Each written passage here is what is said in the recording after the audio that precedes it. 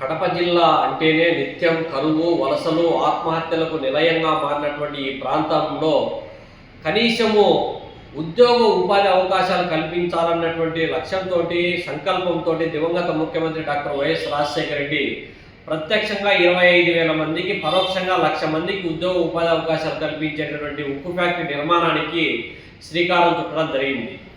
అయితే అప్పట్లో ఉన్నటువంటి బ్రహ్మణి యాజమాన్యం ఏదైతే ఉందో, గాలి జనార్దన్ రెడ్డి అవినీతి అక్రమాల ఊబిలో కూరుకుపోవడము, దానికి కేటాయింపులు రద్దు చేసిన తర్వాత వచ్చినటువంటి పాలక ప్రభుత్వాలు, అందులో జగన్మోహన్ రెడ్డి తన తండ్రి ఆశయాలు నెరవేరుస్తానని చెప్పి పదే చెబుతూ ఇవాళ ఒకే ఉక్కు ఫ్యాక్టరీకి 2 పర్యాయాలు శంకుస్థాపన చేసినటువంటి ఏకైక నాయకుడు జగన్మోహన్ రెడ్డి.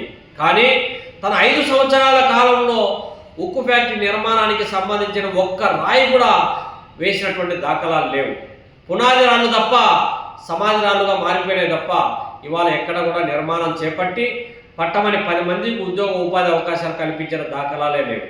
మరి ఇవాళ జగన్మోహన్ రెడ్డి యొక్క విధానాలు తన రాజకీయ సమాధికి తానే పేర్చుకున్నటువంటి సందర్భంలో ఇవాళ కడప జిల్లాలో కొత్తగా ఏర్పడినటువంటి కడప జిల్లాలో 7 అసెంబ్లీ నియోజకవర్గాలు ఉంటే అందులో 5 అసెంబ్లీ నియోజకవర్గాల్లో ఇవాళ తెలుగుదేశం పార్టీ, బీజేపీ కూటమికి అధికారం కడప జిల్లా ప్రజానీకం కట్టబెట్టారు.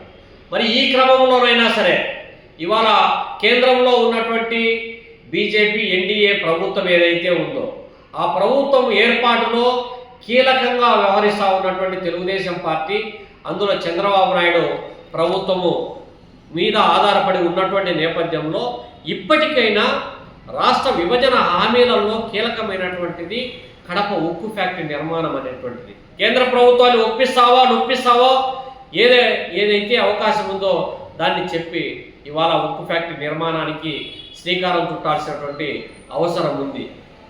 ఆ విధంగా చేసినప్పుడే రాయలసీమలో, అందులో కడప జిల్లాలో ఉన్నటువంటి అపోహలు ఇవాళ తొలగిపోయేటువంటి అవకాశం ఉందని చెప్పి ఈ సందర్భంగా కోరుతా ఉన్నాం. అట్లా కాని పక్షంలో మరోసారి ఉక్కు ఉద్యమానికి శ్రీకారం చుట్టాల్సి వస్తుందని చెప్పి కూడా ఈ సందర్భంగా తెలియజేస్తా ఉన్నాం.